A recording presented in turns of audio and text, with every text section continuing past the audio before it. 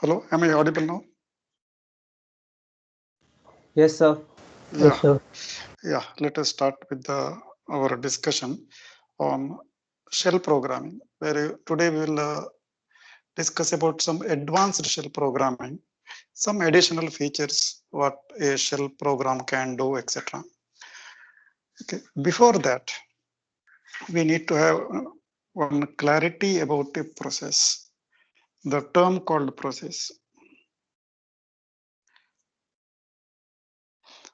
Now, this is in operating system terminology. A process is an execution instance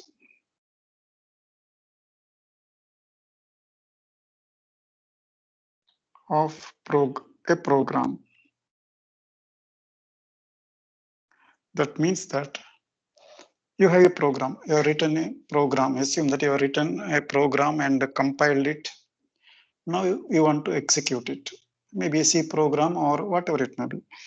So when you write a program, it will be there in your computer's disk. You may store it as a program, maybe test.c.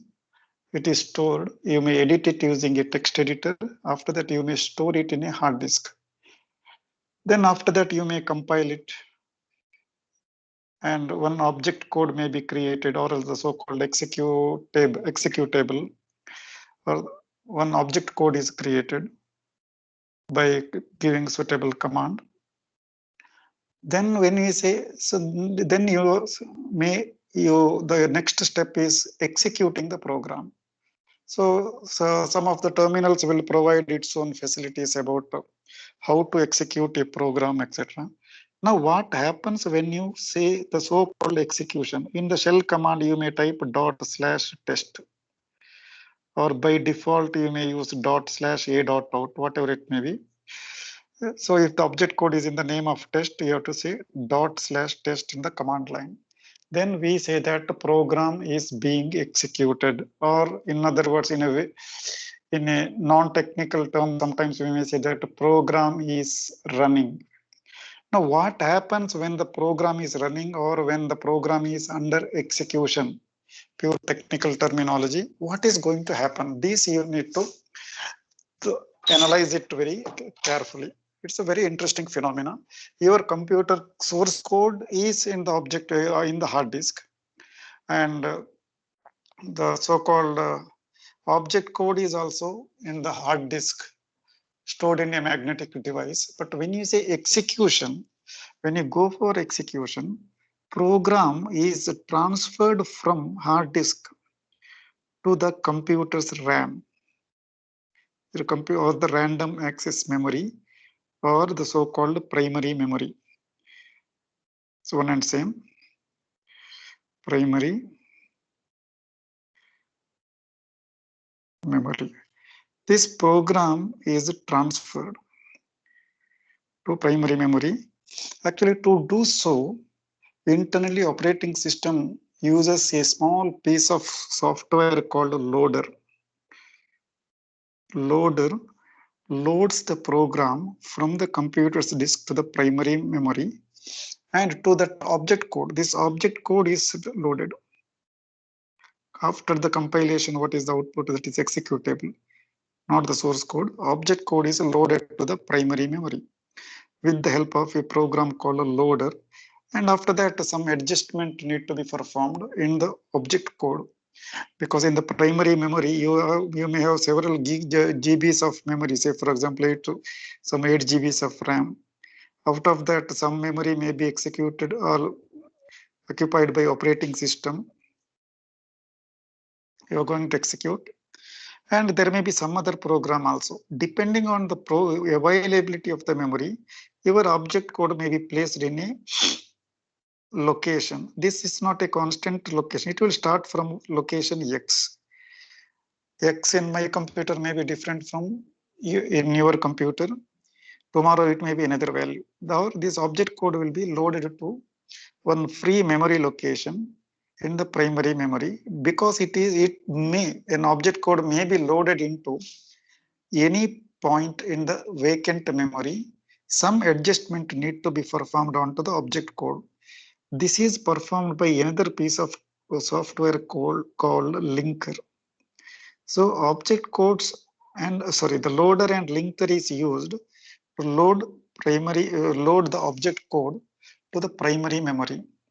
Once if the code is loaded to the primary memory, now assume that your program is code loaded to the last point in the primary memory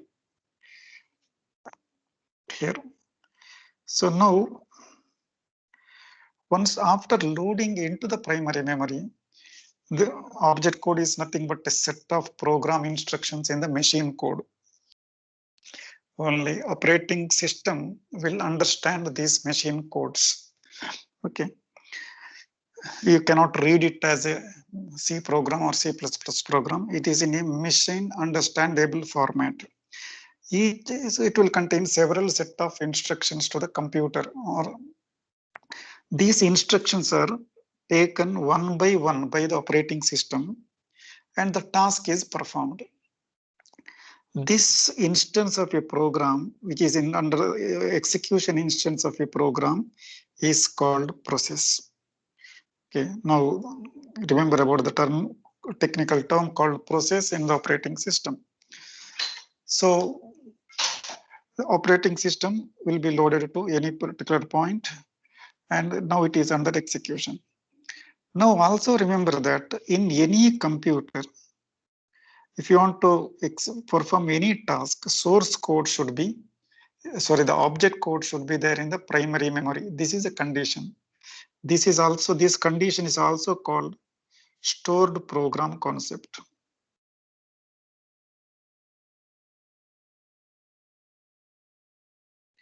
It's also called as stored program concept. Okay. It says that in case if you want to execute any program instructions, that is object code, okay, and related data must reside in primary memory, must reside or stored in primary memory. This is a condition. All modern day computers are working on this concept. If you want to do some job, that program instruction should be there in the primary memory. That's why this from the disk object code is loaded to the primary memory here. So now program is now in a computer at a time. Now this may be your program. I call it as a process now. I will call it as a process 1. This may be your program called test. Okay. At the same time, modern day computers can do multiple tasks.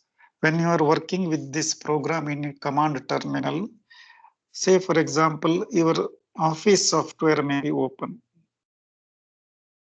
LibreOffice or any office, or you are editing some Word file.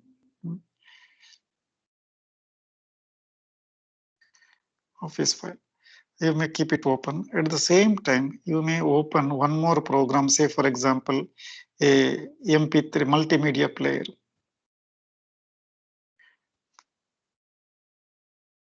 So like this, at a time, this may be P2, this may be process 3. Every programs can be opened at the same time in modern day computers. You also must have experienced this. When you are typing something in your MS Word, you can keep your MP3 player also on, or VLC player on, or else you can open a browser and you can visit some website, and in the background you can listen to the music. See, this multitasking can be performed. Modern CPUs are capable of that. So in such cases, there may be multiple processes in the computer. Okay, all are entirely different programs. One may be your program under execution may be your C program. Another may be MS Word or the document creation software. Another may be MP3 player, or another piece of software may be browser. Everything is working. But this computer and CPU works in such a speed that you will feel that all these processes, all these programs are working parallelly. Okay, but actually it is not the case. At any time, one instruction of one process may be under execution. But now it is the low. Now what happens in this case is that operating system goes for scheduling, one task called scheduling of processes. It will use its own algorithm to prioritize the program instructions of these different processes. It may be a round robin fashion, or there are several different algorithms available under the operating system. If you're interested, you can look into operating system, any book on operating systems that will tell about how multiple tasks can be scheduled by the computer. Once P1 program is executed, next instruction from program P2, process P2 may be executed, then again then P3. This can be rotated on a time shared manner also. First time slot may be for P1, second slot may be P2, third slot may be P3, then again repeat P1, P2, P3 in this way, round robin fashion also. In this way, operating system processes are scheduled by the operating system. All processes P1, P2, P3, everything. And even one more process, maybe P1 may be your server program, again P4 may be your client program. This also can happen. Both the client and server can work in parallel. Okay. Operating system will schedule it. This scheduling happens in such a speed that everybody feels that my program or my process is working now in the computer. Actually, operating system schedules it one after another on using a particular algorithm. That is called scheduling algorithm. Okay, now, so we discussed about different processes. In the similar manner, you can also create multiple processes. So one process, if you write, this may be your C program, P1. Now in case, so this may be, say, for example, adding two numbers. Say, for example, very simple task of adding two numbers. Now, this process can create one more process, P2. This can do some very different task, something like multiplying two numbers. Or maybe some very entirely new task. Any process can be performed. Operating systems, modern day programming language also supports for creation of processes using statements or the system calls. There is one system call called fork. You can use it in the C language. That will create a new process. If such process creation happens, we can say that P1 is a parent process and P2 is a child process. This P2 in turn can create one more process P3, which can do, say, for example, play MP3s, play some songs, some task by using fork. Similarly, one process can create any number of processes depending upon the requirement. Okay, there is no limit onto that. Technically, theoretically, there is no limit onto this.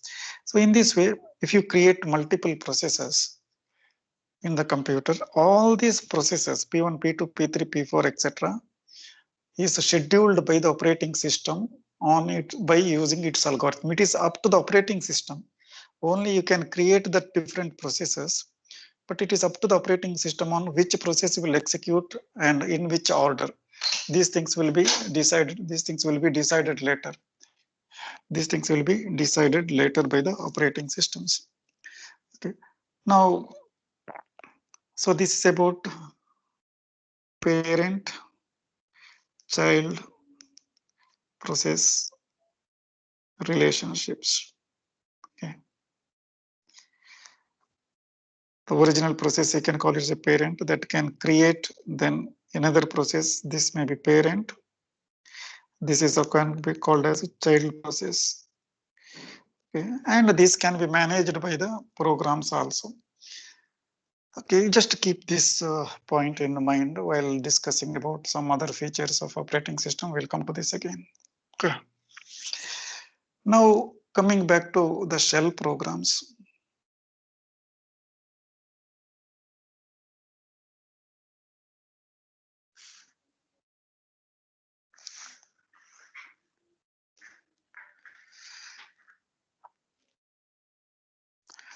Shell programs allows us to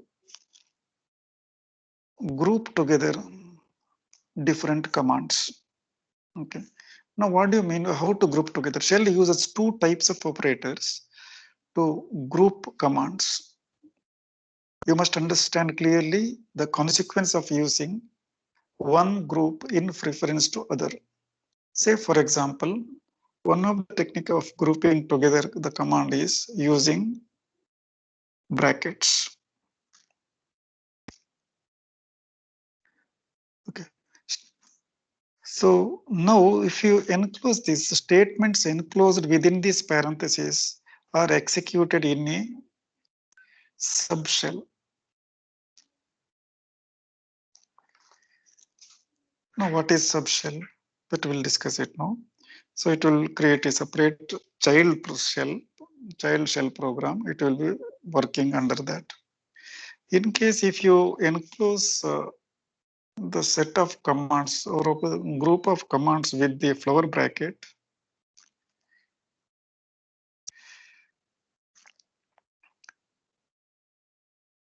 commands will be executed in current shell.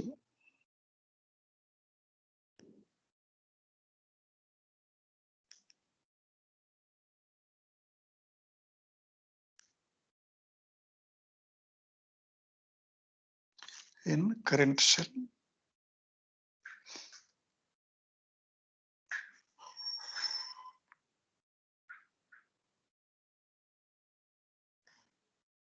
Say for example, you can execute one particular shell program a.sh, similarly b.sh, then again these are the different commands c.sh, etc. You can group together, you can redirect this, you give this particular output to another shell program d.sh. Subshell considerations are not important here. So we can use either form, but some applications require a set of commands to be run without spawning a child shell. Sometimes you may not want to create a child shell. Now you know what is parent and what is child. So now here, the first is the subshell option. You are working in a current environment. Whatever you are writing within this bracket, so automatically it will create another shell program and commands will be executed under subshell. We call it as a subshell or a child process.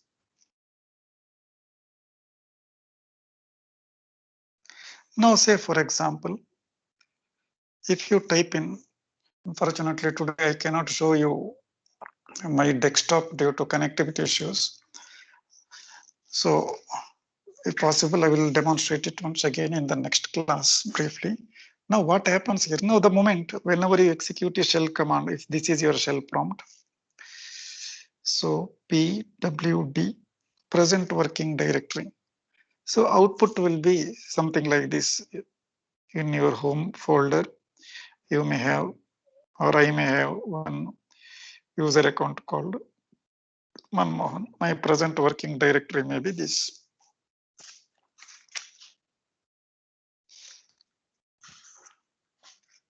Now assume that I am going to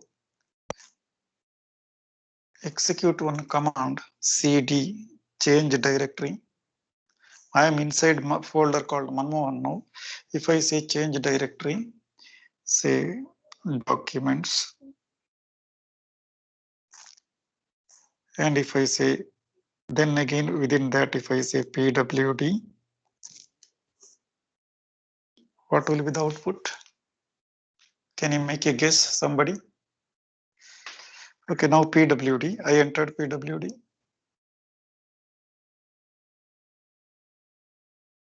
What is the output?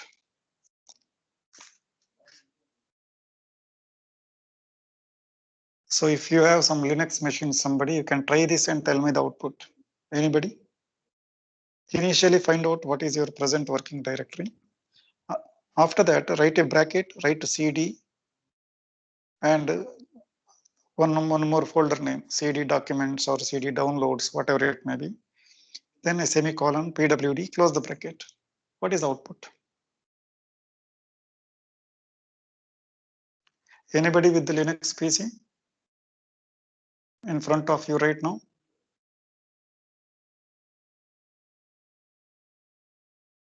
So, see, I told you to have a Linux PC. Otherwise, everything will be Harikatha, Katha Shravan. Okay, that's of no use. You can remember this, you can understand the concepts only if you are doing these things.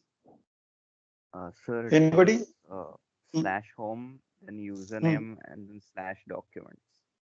Okay, slash document. So something like this in my PC, it will be something like this. It will say home, then the Manmohan.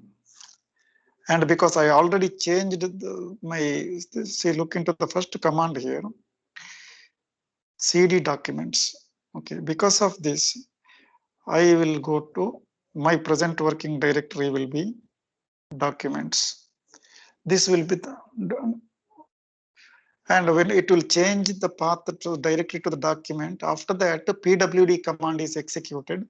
Out of the output of this pwd command is this. Now you look into, immediately you will come to the command prompt here. Now type pwd here. Tell me the output. What is the pwd now? So that is still the same as the first PWD. That means home/Manmohan or username. Yes. Yeah. So now when you come here, actually now it says that present working directory is this one as an output of the program. But when again, if you type pwd command, it says something else. You will get home/Manmohan here. Why this is so?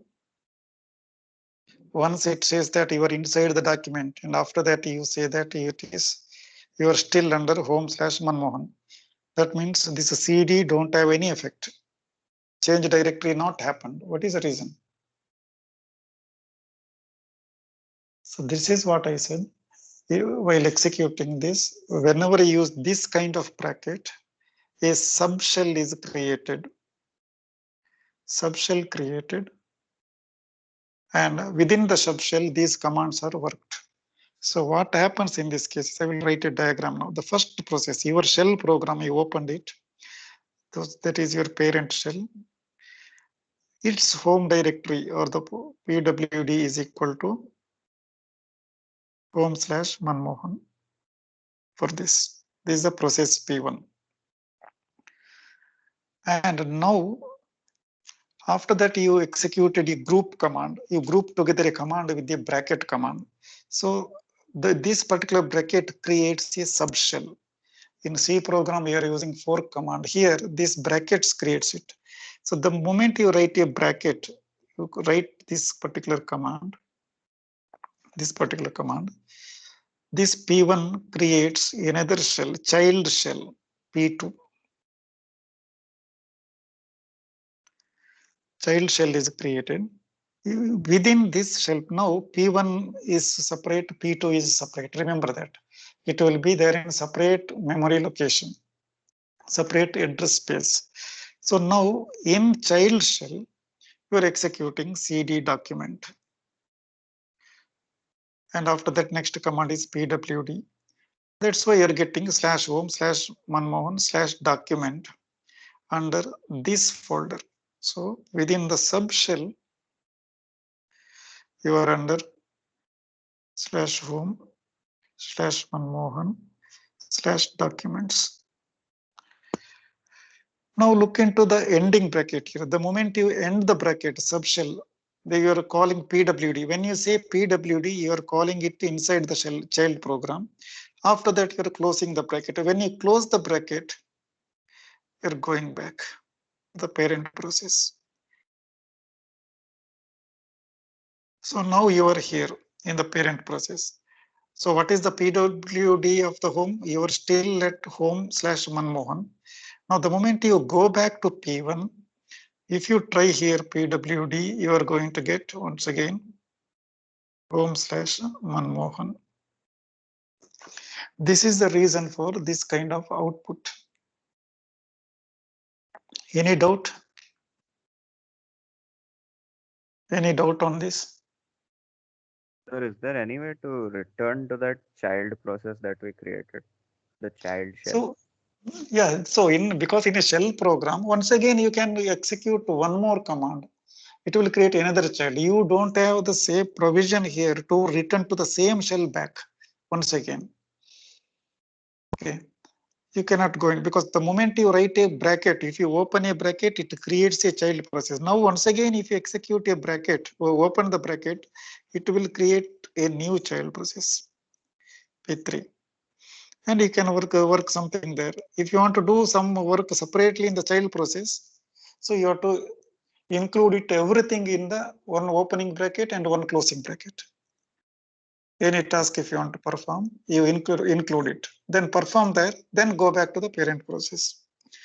In a shell program. Whereas in a C program, you have this, whatever you asked for, you have all those features.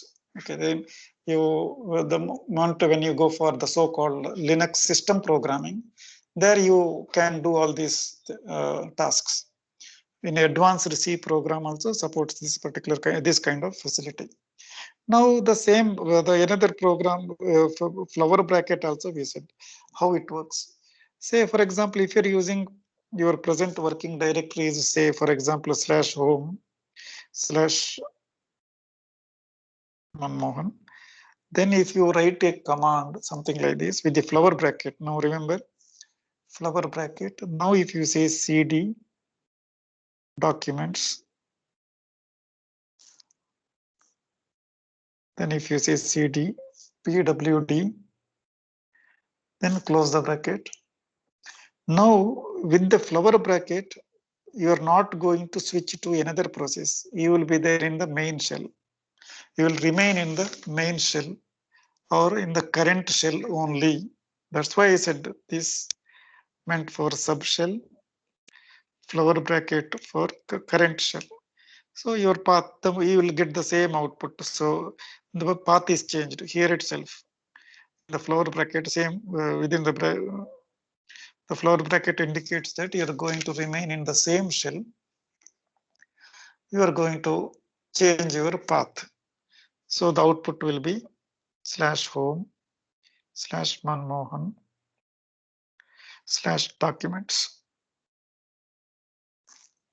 Okay. Then after that, you will get a command prompt. If you type pwd, then also you will get the same output /home/Manmohan/document. No new shell or a child process is created with the flower bracket. Okay. This is what you have to remember. This is one of the feature, yes, the advanced feature of a shell program. Try to implement or write it in various programs. So try to play with that particular command in future.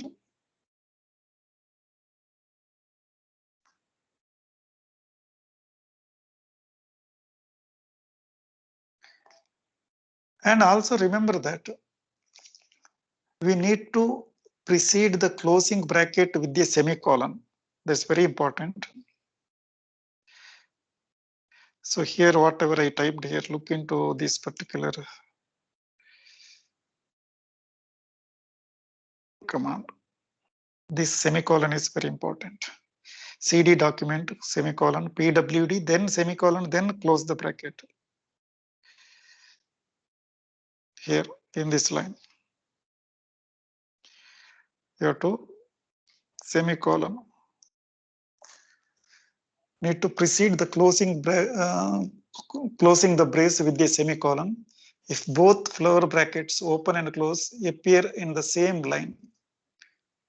An often used sequence used in many shell scripts checks the number of command line arguments and terminates the script with the exit if the test Excuse me, fails. sir. Yeah. So your screen is not visible. Pardon? So your screen is not visible. Screen. Okay, we lost. Okay, one sec. Yes, sir.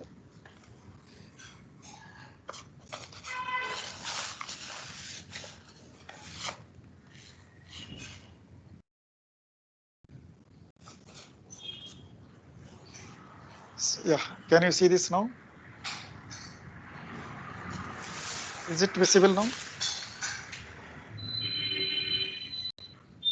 Is it visible? Am I visible? Whether the screen is visible? Yeah. Now you no. I was talking about that command where you are writing CD within the flower bracket. Note that last command pwd must end with a semicolon, whereas in the previous command, in a subshell command, pwd need not end with the semicolon. Okay, this point you remember while you are going to use this.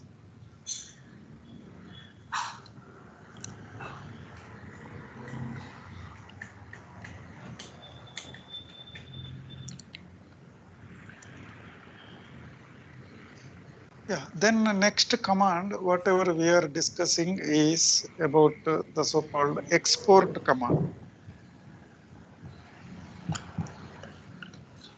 There is a command called export in the shell program. What is this? This is also called as a exporting shell variables.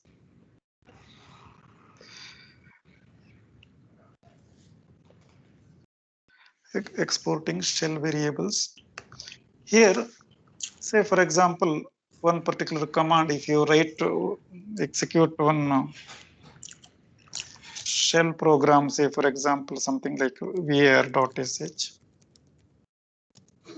assume that that output program may contain a simple program, something like the value of x is $x, then x is equal to 20, echo the new value of x is, if you write $x. Okay. Now, while executing this program, now assume that this is your script. Read this program very carefully. Echo the value of x is $x, x equal to 20, echo the new value of x. This is your shell program. Now in the command line, while executing with this particular program, assume that this dollar is a command line. You are typing x is equal to 10. After that, you are executing the shell program. var.sh is also executed. Now, what is the output? Now, naturally, you are going to get the value of x is. Now, what is the output? What happens here if you write like this? Any idea? What will be the output?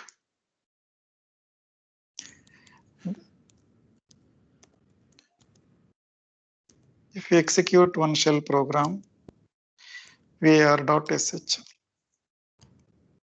what will happen?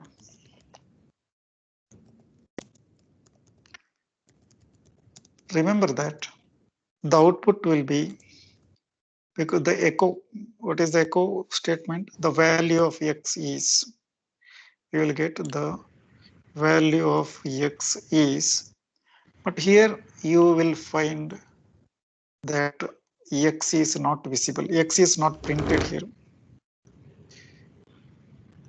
X is not visible. You cannot see the value of X.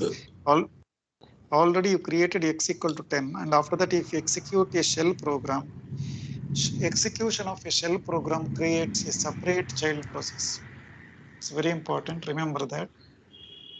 And after that you are assigning within the child process, you are assigning value of X equal to 20, and the new value of X is the new value of X is 20. It will give the new value. But initially you assigned the shell command X equal to 10. That is not visible here. Why this happens here is that this X equal to 10 is executed in the parent shell, X equal to 10.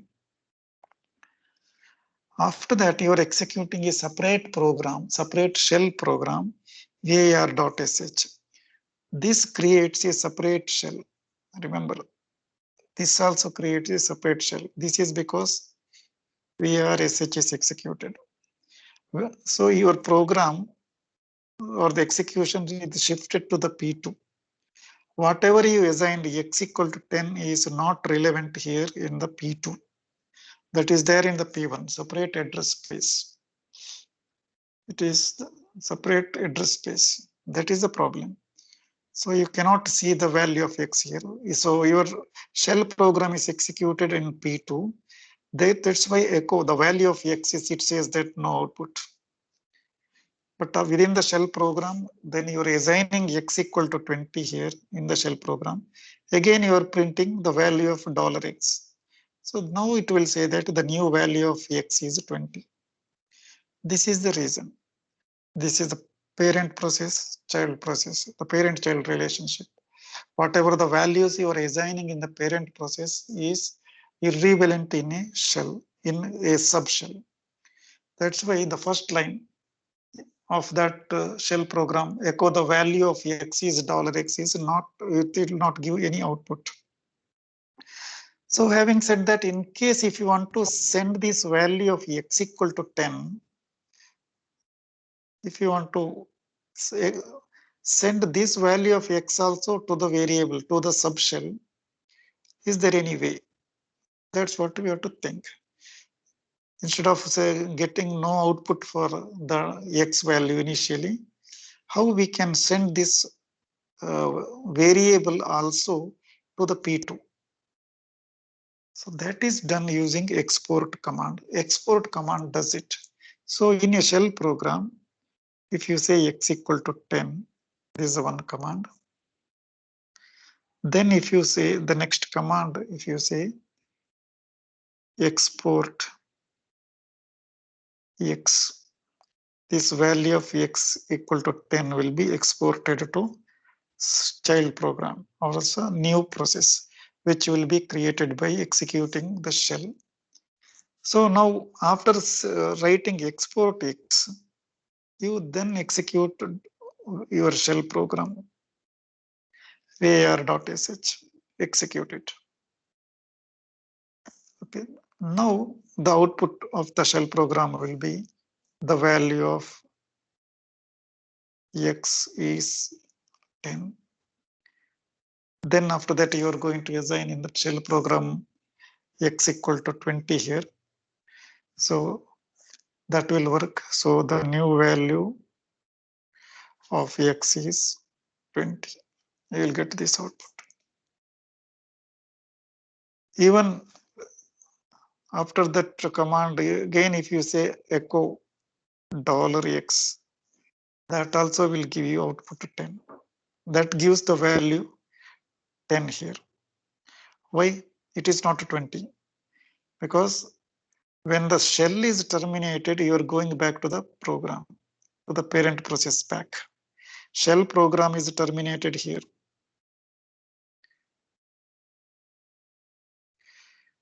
Your shell is worked here. Now again you are going to, after the termination, so this is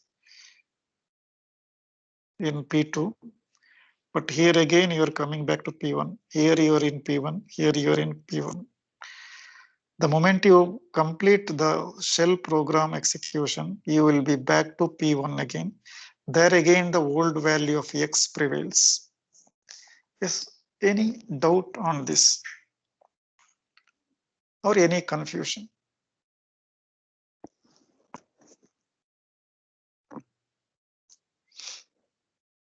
Anybody?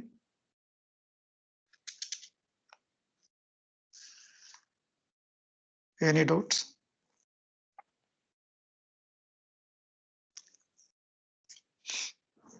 So you must practice all these commands by typing it in a computer.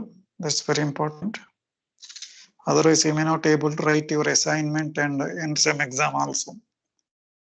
Whatever so far we are discussed about shell commands is very basic primitive commands.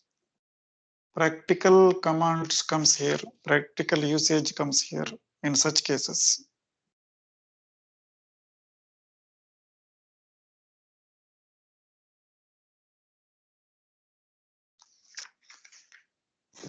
Any doubts?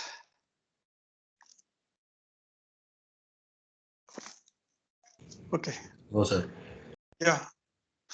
Now, next command. So far we discussed about export command and two kinds of brackets. Normal bracket creates a subshell and a floor bracket forces you to remain in the same shell. You can group together multiple commands within these brackets. And you can decide whether to execute those set of commands in a shell or a subshell. Similarly, if you want to send any value to subshell from the parent, then you need to use export command. Okay, this is about all this you can understand only if the so-called process concept is very clear to you. Okay, next command, whatever we are going to execute is called let.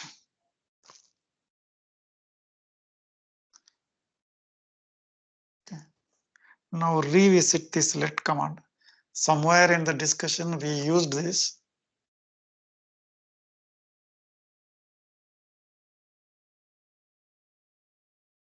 Now what is going to happen with these particular values?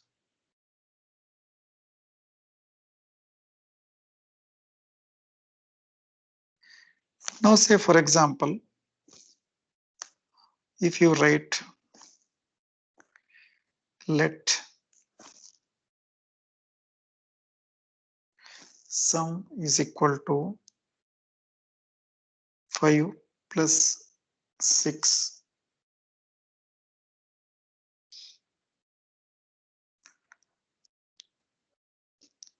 then the output you're going to get is 11.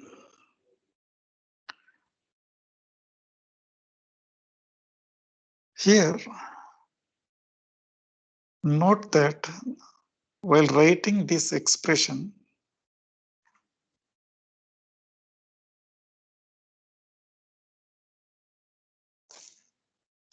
no white space.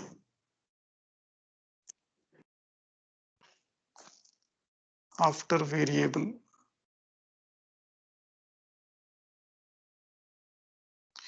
No white space after variable. There is no gap. SVM immediately you write equal to 5 plus 6. That's very important. If you give white space, it will not work.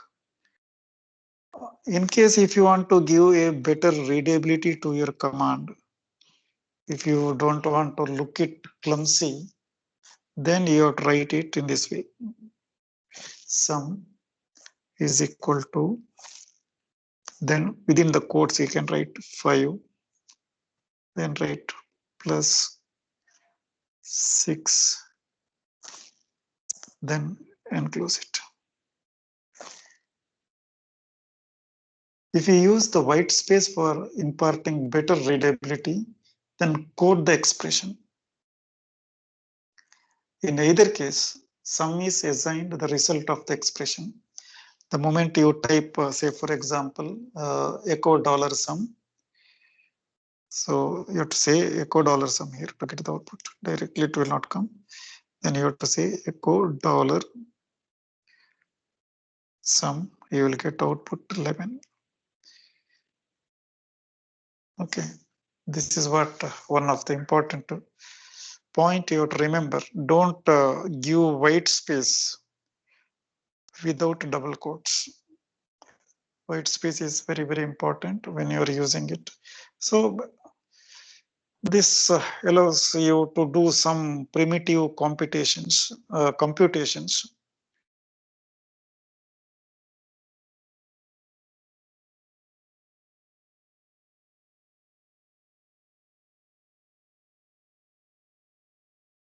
Now, again, other features also you can look into.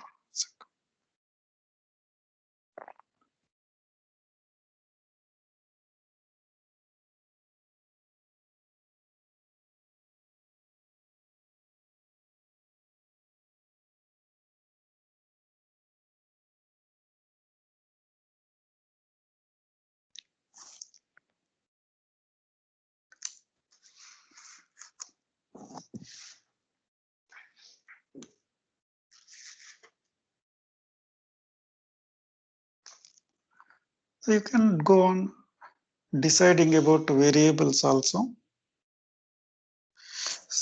So how to define a variable, etc. Say, for example, in a shell command, you can say let x equal to 12, y is equal to another number, and z equal to 5. Then you can write let z equal to x plus y plus, you can even write $z. Then you can say echo $z. Then you're supposed to get 12 plus 18 plus 5, that is 35.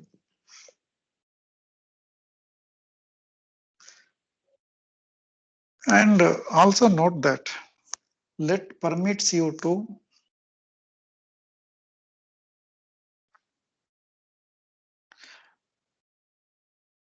get rid of dollar altogether when making an assignment. Since this computational feature is built in, scripts run much faster than when we used with the expr command. One more command you are using is expr to evaluate the expressions that we explained it in the previous class. But much faster computation is possible with this kind of let commands.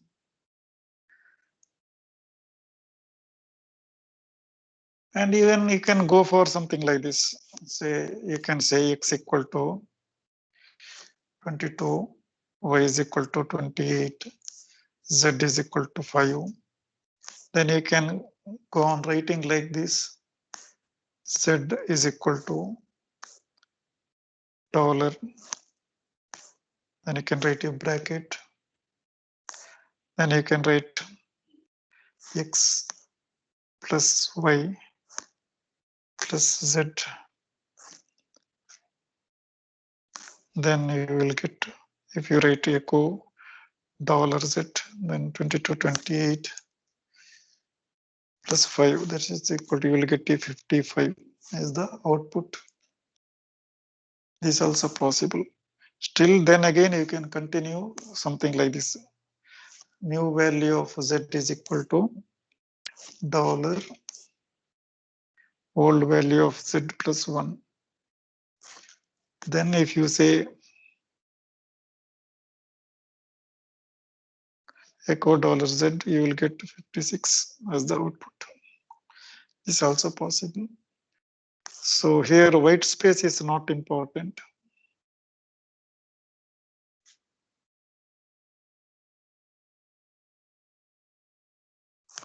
White space is not important. Remember that.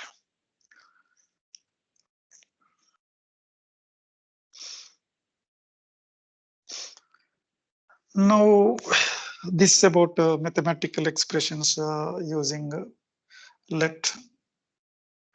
Always the POSIX standard, there is a standard for this Linux operating system that recommends the use of brackets for the expressions rather than let. Okay, rather than let. And this form is likely to become a standard feature later in the Linux.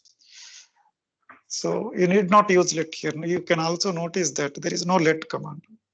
You can use let, but without let also you can perform mathematical or the numerical evaluations without using EXPR and without using let. Standards, the latest standards votes for this, recommends this method of evaluation of expression without unnecessarily typing let or EXPR. With the brackets and dollars, you can go for mathematical expressions, evaluations. Next additional feature, okay, after let command is about arrays.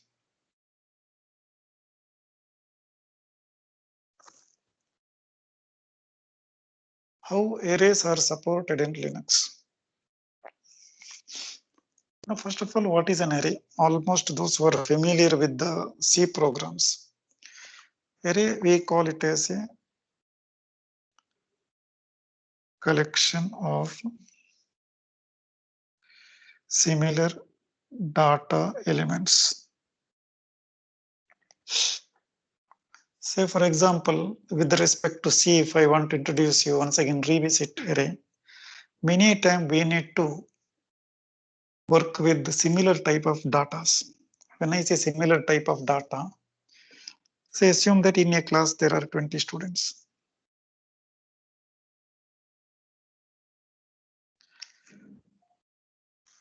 20 students in this particular session. If I want to process your marks, internal marks, then I may have to say that I may have to keep one variable name x1 for student number 1, x2 for another student, x3 for another, x4 for another, etc., up to x20. Different variable names I may want to keep.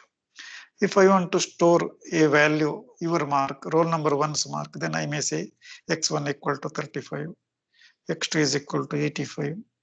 So roll number 3 student may be 90, roll number 4 may be 50, etc. I have to store. See, if there are 1,000 students and 100 students, etc., that many number of variables need to be created, which is very difficult to handle. And also, all these are, say, for example, in this case, it may be integer or floating point, whatever may be the data type. Every data type is same, only the different values are there in the value in this memory, in this set of variables. To handle this, sometimes array is very easy. Instead of declaring these many number of variables like int x1, x2, x3, until x100, etc., you can simply, a C program allows you to create arrays. Now in arrays, what we are going to do, if you want to process some 100 students marks, you may say int x 100. In one go, you are declaring 100 memory locations whose variable name starts with the x and index value within a square bracket. Otherwise, you may have to take so much pain in typing x1, x2, x3, x4, etc. C allows you to do it in a one step and with the help of so-called one-dimension array. After that, you know that this index value enclosed within the square bracket, you can use a variable for it, something like I, and you can use this variable. Then you can write a for loop for I is equal to 1, I less than or equal to 100, I plus plus. Then you can say, if you want to input some value, you can say scanf percentage d. Then you can write array name is x. Within the square bracket, you can write I. See, this one step, these 3 lines, 3 to 4 lines, including bracket, will help you to input all the numbers in one go. So this for loop statement with I is I varies. I becomes 1, 2, 3, 4, etc. until 100. All the values can be stored in an array. Similarly, we can use this indexing technique, naming this. Say when you say x of 1, maybe 1 mark, x of 2, maybe another student's marks, etc. Then you can submit, add it. So many arithmetic evaluation you can do by naming that particular value along with the array index. This is what happens in C language. Now, shell program also allows you to do that. That's very important to remember. Now, how we can go for it? Say, for example, so we can take one suitable example here. Let me think about it.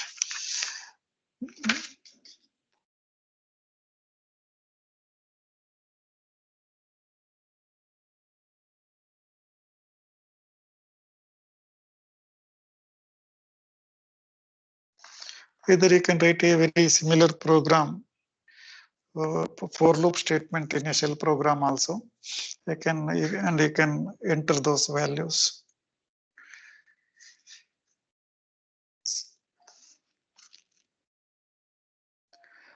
Bash supports for one-dimensional array where the first element has the index 0, similar to C.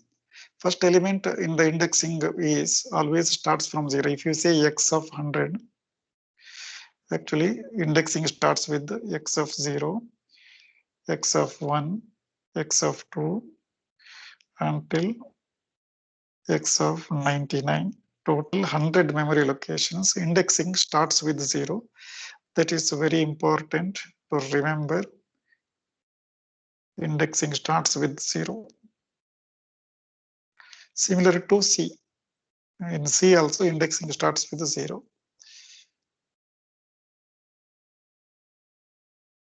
Now in case if you want to set some value for an array name, it's very simple. Again, assigning the value also, you can say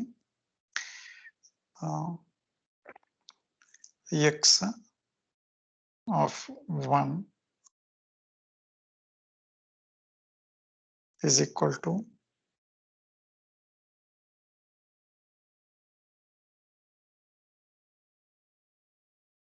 you can enter any value. If you say 50, that 50 will be stored in x of 1. Remember, it is very similar to telling x equal to 50 for a array location. Now, in case if you want an indexing, you can go for this. No need of declaration here. You can simply say x of 1 is equal to 50. To print this value in the shell program, you may have to type echo. Listen carefully, look into this carefully, dollar, and write floor bracket. That means in the same subshell, you can type echo x of 1. This becomes the complete variable name. Complete variable name.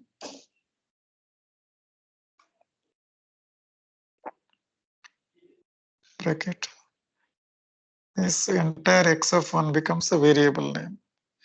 It is very much equal to something like in a normal program, echo $x. So you need to enter values, something like this. So you can go on setting the value in this particular way. Note that evaluation is done with the curly braces and x of 1 here is treated just like a variable. It, however, does not conflict with a variable prompt, so variable m, or sorry, variable x here. Variable x that you may have to define in the same shell. For assigning a group of elements, use a space delimited list having either of these two forms. Now, how to enter the values, how to enter the array elements. That's very interesting here. Remember this. Say, for example,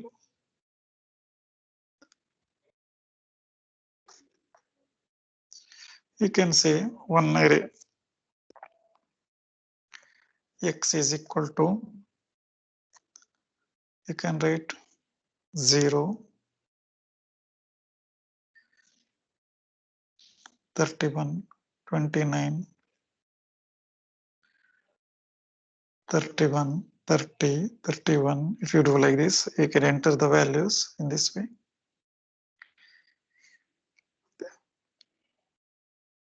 Array elements will be assigned to x of 0. It is very much equal to assigning the value x of 0 equals 0, x of 1 is equal to 31, x of 2 is equal to 29, x of 3 is equal to 31, x of 4 is equal to 30, x of 5 is equal to 31. You can assign the values like this. In the same sense, if you want to display everything, all the elements, then you can write it in one go. In a shell prompt, you can write echo, then write $.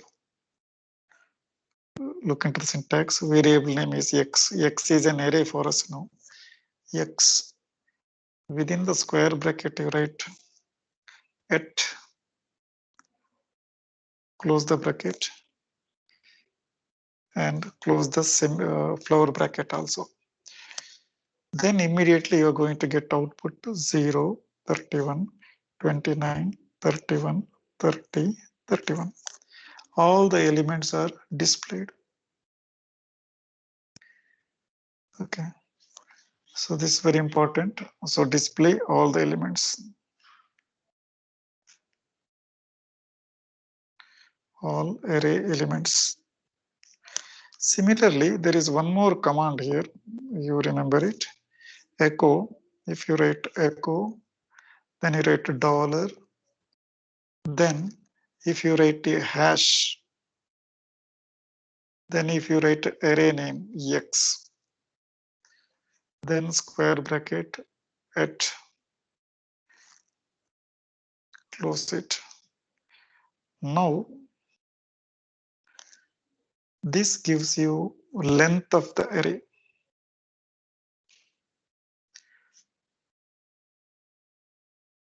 Output will be, length is 1, 2, 3, 4, 5, 6. Length of the array is 6. 6 is the output.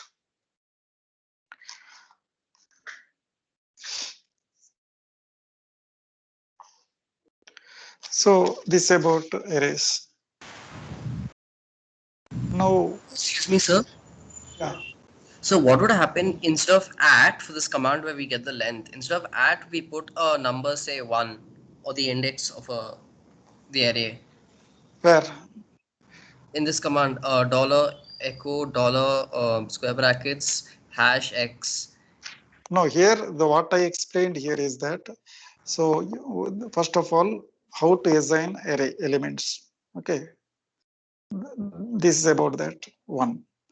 Then in case, so then automatic assignment happens like this. So in case if you want to print everything, this is the command. Print all array elements. All elements using this particular command. And again, one more feature. If you want to print length of the array, then this one. In case if you want to print a single element, then it is as usual. Say for example, you can write echo $x of 4. Then what is the output? So this is 0, 1, 2, 3, 4. Fourth element is this one, index position. You are going to get 30 here. What you want to do in an array, either you want to input everything, how to input? how to output all, how to find length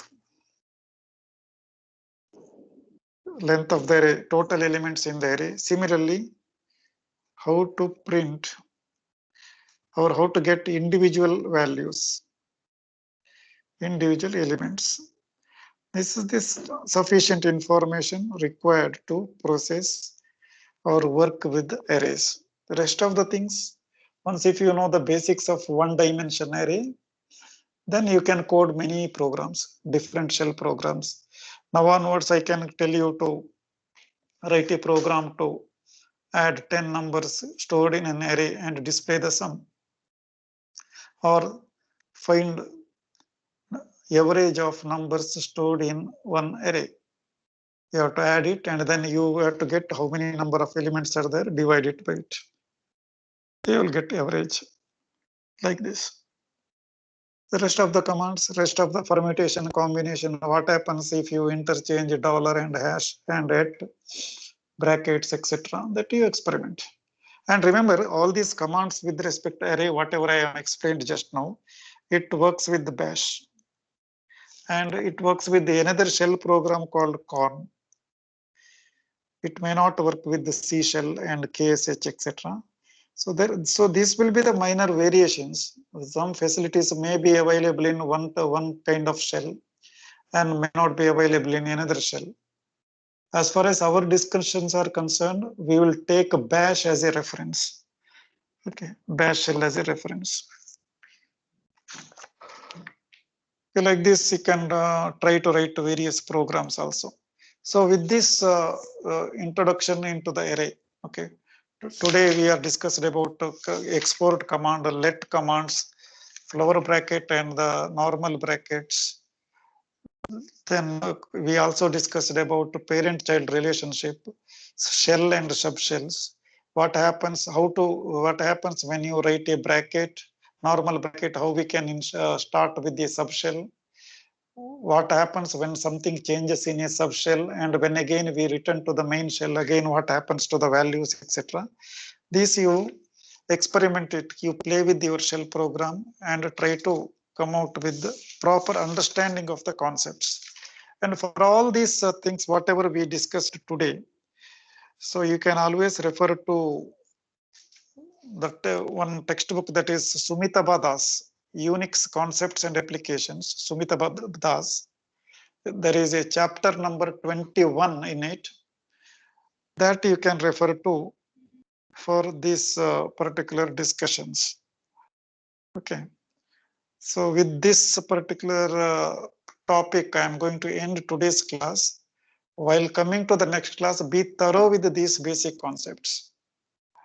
Let us try to write some useful shell scripts. And in the next class, we are going to discuss about how to handle strings. Okay, strings in using a shell program. Then different operations on shell programs. Then writing different small simple functions in shell, similar to the C functions. How we can write a separate function for shell functions.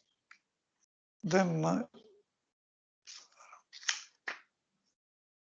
the next topic will be working with the exec statement. What is an exec statement? There we will complete with the shell programming introduction, both basic shell programming as well as advanced shell programming. In between, if you have any doubts regarding whatever the topic discussed so far, you can always keep in touch with me. But once again, by listening to the lecture or by reading some textbook, it's not able to, you cannot learn shell programming. You need to practice it in your Linux PC and you play with that shell commands, then only you will grasp it. Once if you do that, there is no need to mug up. Okay. So any doubts, any questions you want to ask, any queries, anybody?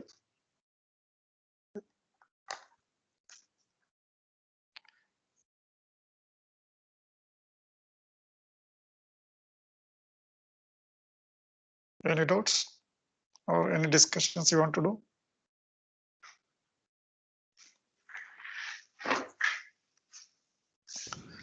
No, sir. Yeah.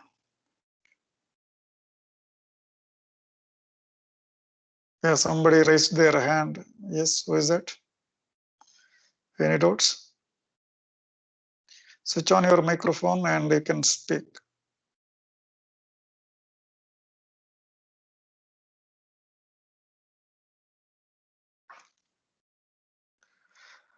Okay, then. Bye for today. We'll see you in the next class with the more discussions on advanced shell programming. Bye for now. Thank you, sir. Thank you. Thank you, sir.